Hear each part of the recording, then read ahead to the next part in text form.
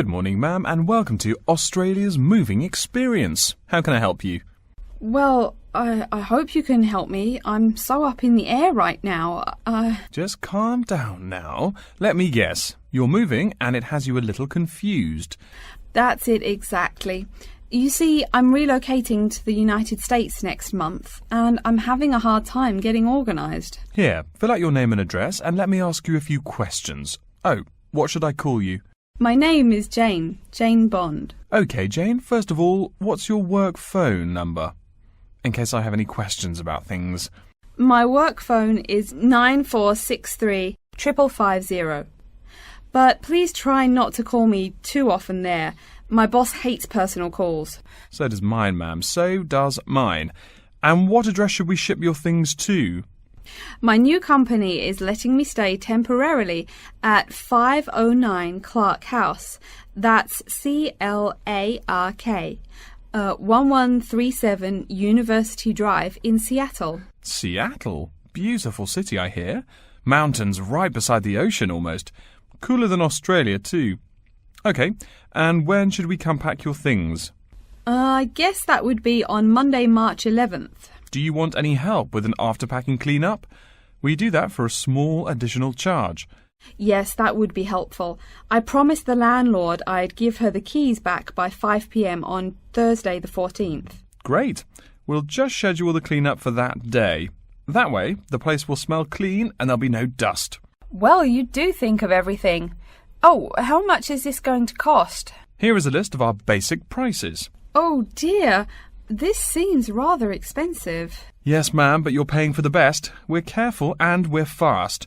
Like we say, the only thing we break are speed records getting you moved. Well, maybe that's so. Oh, I nearly forgot to tell you. I don't want my furniture shipped with me. I won't be looking for an apartment till after I arrive in America. Would it be possible to put my furniture in storage here for a month, then have it sent along later? Of course, we do that all the time. A couple of other things. Here at A Moving Experience, we try to pack your things logically. We don't just throw stuff in boxes. Do you have any special requests?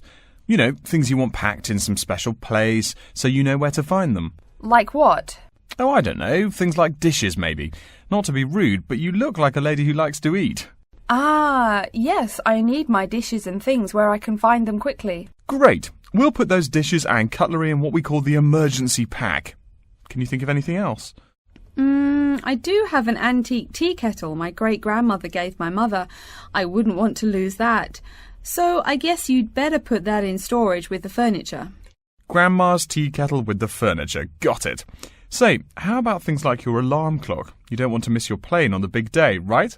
Well, you certainly think of everything. Yes, that's right. I'll also need my alarm clock where I can find it. Fine, we'll put that in your personal package. And of course, we'll give you a list of where we pack everything. So all you'll have to do on Thursday the 14th is grab your luggage on your way out the door. I couldn't help noticing the new CD player you're carrying. Is that a Samsung? Why, yes it is. One of their best.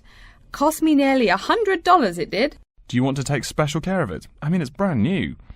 Take care of it, but nothing special. You can just put it in storage with the furniture. That looks like everything we need here. I guess you're all set. That was certainly quick. Thank you, young man. This has been a most moving experience.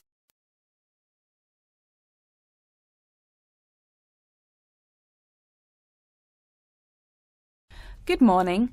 I've been looking at your holidays to Australia in your brochure. I'm thinking of going during the second half of next month. Good morning. As you can see from our brochure, we offer a wide variety of packages to various destinations in Australia. Is there anything in particular that interests you? Yes, my husband and I are very interested in the holidays in the outback. These holidays are becoming increasingly popular. Would you like to arrange flights and accommodation with us, or just accommodation? Can you arrange flights from Sydney? Certainly. OK, flights and accommodation then. Right, you said that you wanted to travel next month. Which date would you prefer?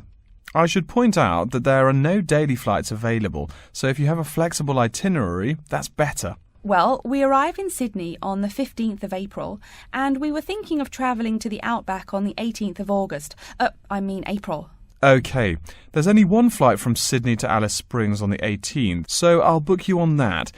It leaves at 10 in the morning, which is quite convenient. Shall I book 2 seats for you? Yes, please. As for your stay in the Outback, you can see from the brochure that we offer 3 packages: budget, standard and luxury.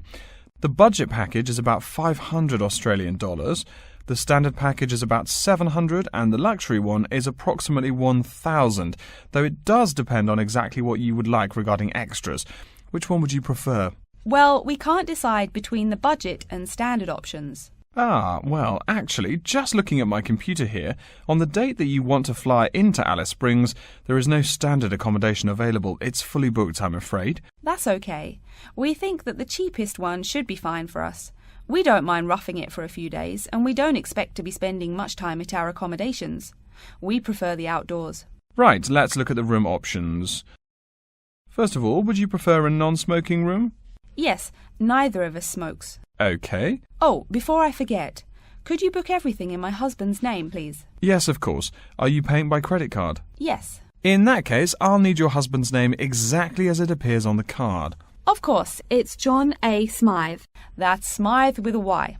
John, middle initial A, surname Smythe, S-M-Y-T-H. Is that correct?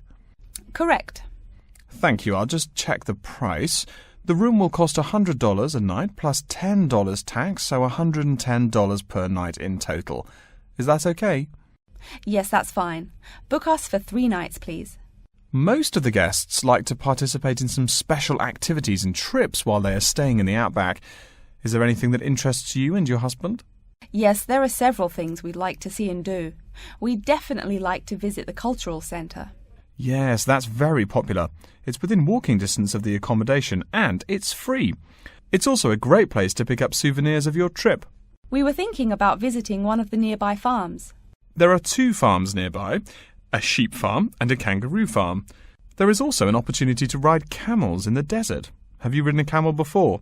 No, but it sounds like fun. Could you give me some more details about the kangaroo farm and the camel ride? Certainly. The kangaroo farm includes information on how the animals are raised, whilst the camel ride provides information on desert flora and fauna. Which would you prefer? You can arrange to see the kangaroos in the wild if you like, rather than on a farm. That sounds perfect. OK, we'll go on the camel ride and see the kangaroos in their natural habitat. OK, I'll arrange that for you. I forgot to mention that the journey also includes a stop at a place of Aboriginal artwork. It's a place well known for its stone carvings of animals and mythical creatures. That sounds great. Are the carvings in the desert? Yes. Wonderful. Well, that's perfect then. I'm sure you'll have a lovely trip, but remember that you need to take care in the sun. Yes, we're really looking forward to our trip. We really want to try to experience the dream time under the stars. Of course. That's what a trip to the Outback is really all about. Yes. Now, how about the cost?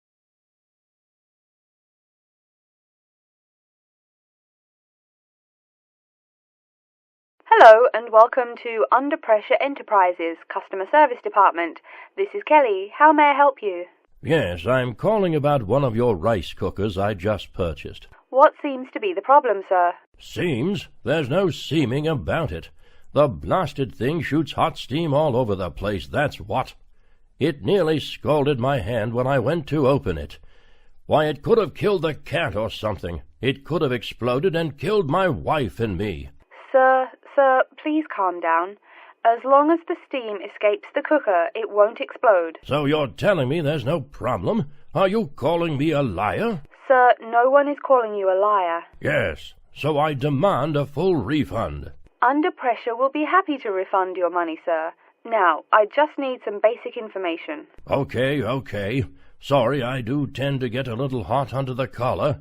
My wife tells me to slow down. So, what do you need to know? Sir, don't worry. I just need to ask you the model number of the cooker. Where are my glasses? Here. Let's see. It's R242. R242. Okay. And how much did you pay for the product? £89.99. It was on sale, I guess I should tell you. Thank you, that's honest of you. Now, where did you buy the cooker? Which store and which branch? At that big Electric Life appliance store downtown. The city centre branch? That's the one. And you say the problem is that the steam escapes? Yes, it does. No problem, sir. If there's steam escaping, clearly the cooker is broken or defective. So we have an R242 cooker with an escaping steam problem. It was bought from Electric Life City Centre branch for $89.99. Is that correct? Yes, that is correct. Oh, I nearly forgot. When did you buy the cooker? Just as soon as my wife got the crazy idea she'll live longer if she stops eating good English food, roast beef and mash. No, all she says she wants is rice and vegetables and sauces you'd not soak your feet in. Sir, when did you buy it? Oh, there I go again. Let's see. We bought it just 6 months ago. We hardly use it either. But 6 months? Is that too long? I mean for the warranty? Very well. That's well within the warranty period. Now, what's your name and address? Name and address? What for? Sir, it is company policy. If you want your money, you must inform me. Money, you say? Oh, my name is Herbert Hewitt, and my address is 84 Park Road. Is that here in Coventry? Yes, the postal code is B0241DJ. But I don't think sending things in the mail is very secure or very efficient. I mean... Don't worry, Mr. Hewitt, don't worry. We can credit the money to your credit card. You do have one, don't you? Yes, that's how we paid for the cooker. Oh, yes. We still have the number on the computer. I only need to ask your card's expiry date. I'm afraid I never give that sort of information out. I mean, once you have that, anyone could go charging things and... Sir, I said your expiry date, not your card's password. Oh, yes. Foolish me. Of course, you didn't say password. Let's see. That will be April 2008. April 2008. Very well. Your card still has nearly 2 months left to go. We'll get that refund right to you, probably by 5 o'clock this evening. You had better. If I don't get my money... Wait. Yes, I know I'm losing my temper again. I really am sorry. I haven't had my medicine today. And, sir, just one more question for our records. How often do you go shopping at the city centre branch? Oh, well, it's hard to say. I suppose maybe once a month. But I can tell you this. If I don't get my refund, I'll never shop there again. Oh, I think it's time to start looking for another job.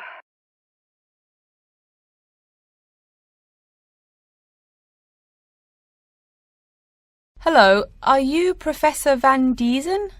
Yes, I am. And who might you be? Oh, sorry, my name is Tina. I'm a freshman here. They told me I should ask you for advice in choosing courses. Well, that's part of what I'm here for. Please come in and sit down. Now, what are your questions? I almost don't know. Everything is so confusing. Like, what is a specialized course? Oh, easy. A specialized course is one that is compulsory, meaning it's a requirement for your major, and regular, so you can't place out by taking a proficiency exam. That sounds pretty strict. Then what are all these general courses? I seem to have to take so many.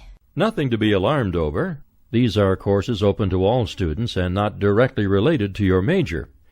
The university offers these general courses to choose so that you can become more well-rounded individuals.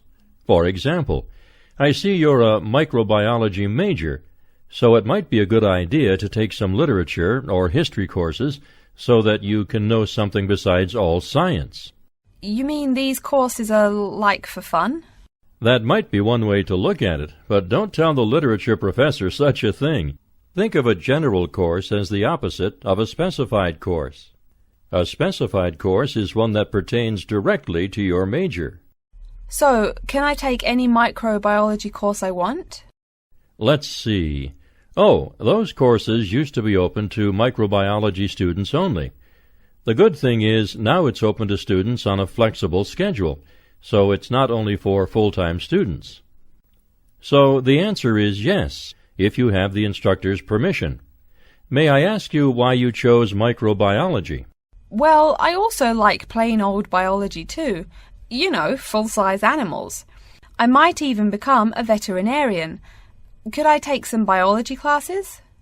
Well, they are open to full-time students only, which I believe is what you are. I don't know how a freshman would get along with microbiology, though. I mean, most of the students presently looking into it are from off-campus. Off-campus? Yes, you know, people who use it in their work at hospitals, laboratories, even a police detective. Why did you choose microbiology, if I may ask? I don't think you quite answered that. Well, eventually I want to be a doctor. At least my dad tells me so. If I may say so, young lady, you seem a little uncertain. Still, I think that might be a good idea for a career. Of course, if you're thinking about being either a doctor or a vet, you should take some medical science classes before you even think of applying to med school. Great! What should I take? There is one small problem. The new medical sciences building is under construction, so there are no experimental facilities available until next year. I'm afraid you'll have to wait, but don't forget to take those courses at the first opportunity. Oh, bummer. Is there any other course you'd recommend for someone like me? Well, since you seem to like animals, have you ever thought about looking into environmental science? No, I never really thought about it before. Is it worthwhile? Quite. In fact, it's the fastest-growing subject on this campus. I'm sorry, I couldn't help noticing the long list of classes you've written out there. May I have a look? Oh, sure. Medical science, statistics, laboratory techniques, medicine, mathematics, computing. My, a bit of everything here. Is it too much? For your first semester, yes. What I suggest is starting out by taking the compulsory courses. Like we said before, the medical science can wait. Consider taking that in your sophomore year. I think I'd put off computing, too. I recommend to all freshmen that I talk to get the compulsory mathematics out of the way as early as possible, so take that one. It'll be one less difficult course you have to focus on when the science lab opens next year, and you have to catch up on classes like laboratory techniques. Your major also requires statistics, so you have to balance 2 math classes, and no doubt you should take that. Otherwise, get your required medicine course out of the way by taking something theory-based. Oh, of course, and your environmental science class, if you're interested. The others can wait, though I think computing is definitely a good idea, even though it's not required. I see, too, on your paper there you seem to have had high marks on the entrance exam. Yeah, I guess so. Don't be shy. Have you thought about applying for a scholarship? Do they have any? I mean, my dad is always complaining about how much money it costs him. In your department there are actually 3 full scholarships available. They cover tuition and provide $1,500 cash. $1,500 cash? Party! Please, miss, the money is intended more as a textbook allowance, not party money. If you promise to behave, I'll show you how to apply. Great, and thanks.